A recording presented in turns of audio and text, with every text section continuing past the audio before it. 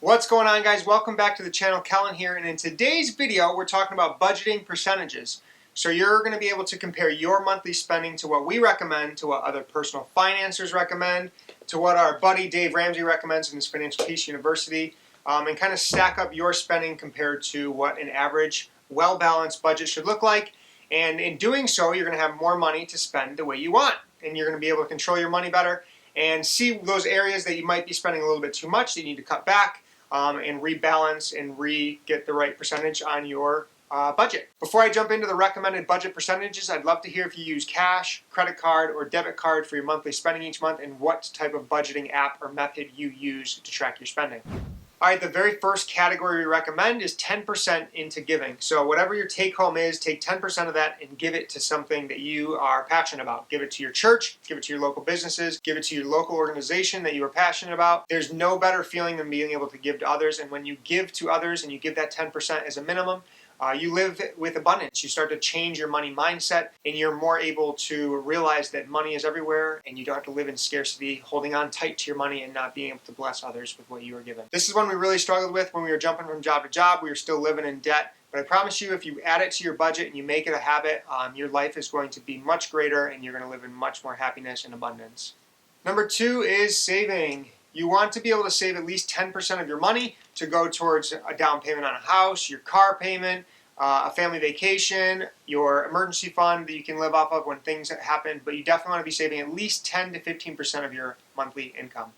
All right, so the third budget category is food, and that includes eating out, that includes groceries. You really don't want more than 10 to 15% of your take-home income for food. If you're going above that, it's definitely something that you can cut back very quickly by just making a meal plan every month.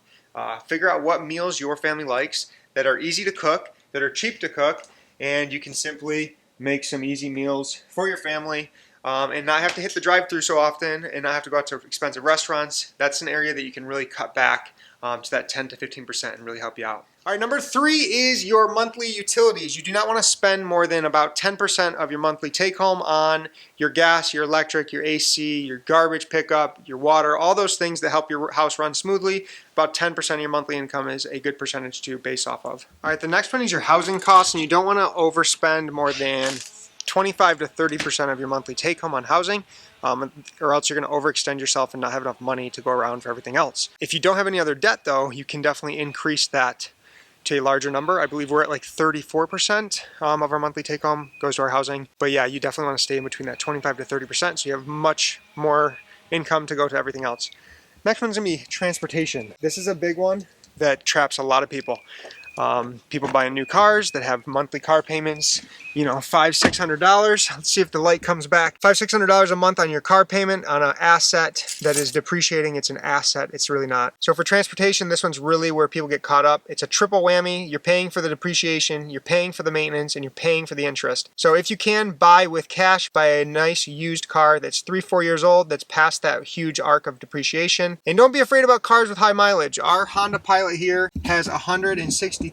It's a 2013. Take it everywhere. Take it on family vacations down south. It's treated us very well since we've had it, and we bought it from a dealership that we trust and we've used in the past. Or you can go to a private seller and just make sure you do your due diligence when you're looking at a car. Make sure it's a reliable car. Test it out, bring it to a mechanic, have them test it out. If you can lower your transportation costs, that's a huge area where you can really take that money and put it towards other things like paying off debt, going on vacations, having more fun. So I want to tell you a quick story before I move on to the next one. Growing up, we always had the crappiest cars in the neighborhood. Absolutely. Every time you shut the door, the rust would fall off. It was embarrassing. I never understood why. My parents made good money. They were an engineer and a high school counselor. It didn't make sense why we had such a crappy car. But I asked my dad one day, and this is what he said. He said, we can get a new car, but then you're not going to have the money to go on our 2-3 family vacations every year down south, to go travel and see our family, and to make lifelong memories that are much more important than driving a nicer, newer car. All right, so the next one is your health and fitness. You don't want to go over 5 to 10% of your monthly income.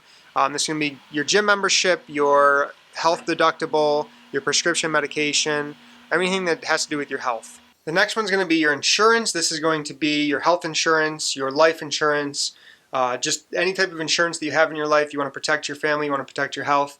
So this one's about 10 to 15% of your monthly take home. We are with Christian Health Share Ministries, being self-employed, and we pay about $500 a month, which is about 10% of our monthly take-home income. All right, so the next one is recreation, and you want about 5 to 10%. This is going to be going camping, going to the amusement parks, going out for entertainment, restaurants, shows, movies.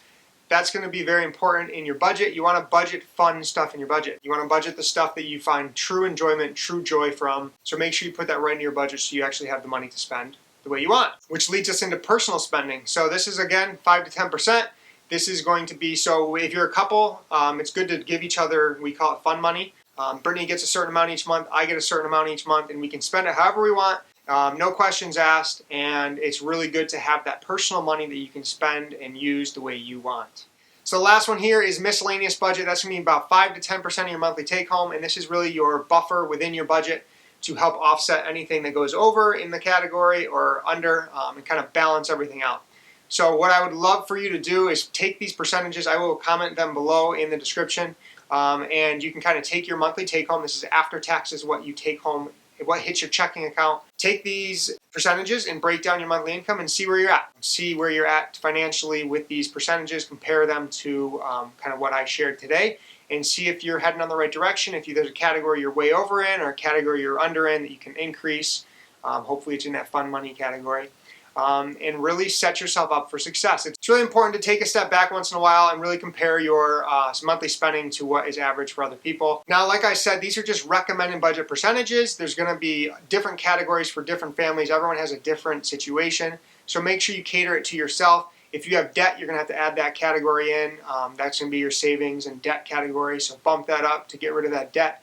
You can also always increase your income, picking up a side hustle or earning money online. I'll link to a video right now for that, for some of our favorite ways to make money online and start a side hustle. So if you're new to budgeting, this is going to be super helpful to ask yourself these questions as you're reviewing these budget percentage recommendations. You can ask yourself if you're happy with the certain spending in different categories, if you want to increase your budget in a certain category or decrease your budget in a certain category. Are there any categories that you are totally out of control, like your food budget each month? You're spending 20% when you should really be spending a lot less than that for your family. Where are those categories? You can identify those and work on improving them. Last but not least, when you compare your budget to budget percentages or take a step back and really overview the whole thing, it's going to let you prioritize where you want to spend your money, not only on what you need to spend it on, but what you want to spend it on. So if you're just getting started with budgeting, I do have a video on how to start budgeting. I also have a video on mint.com, which is the budgeting app we use, and there's also tons of other budgeting apps. You can use EveryDollar, envelopes, cash system, the 50-20-30 rule. I wanted to make sure that I did the right math. Lots of budgeting methods. Pick one that works for you. We have a free budget template. I'll link below. Super simple if you're just getting started. Pen and paper works amazing. We use pen and paper all throughout college, and it really helped us set us up for financial success as we graduated.